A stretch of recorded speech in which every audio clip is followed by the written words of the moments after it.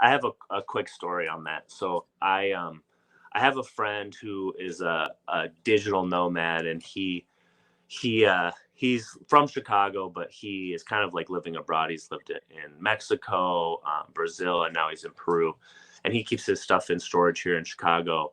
And when he was back in between trips, he asked me one day to come help me move units. So he moved from one 10 by 10 in the same building to another 10 by 10 um, to save, I think it was 65% on the rate. So he was paying a third of what his in place rate was by going with the street rate. And I don't know if the Wow. manager didn't know that, but for him, it was worth it to save $120 a month, especially when he's going to be gone for, the next 6 to 12 months.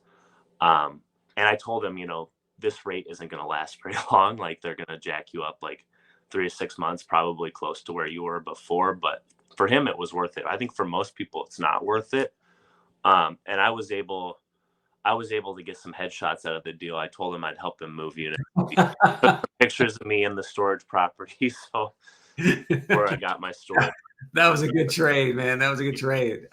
Let's jump into some of these uh, graphs or graphics that you put together for us. So what are you showing with us here? So this first one really speaks to the demand environment.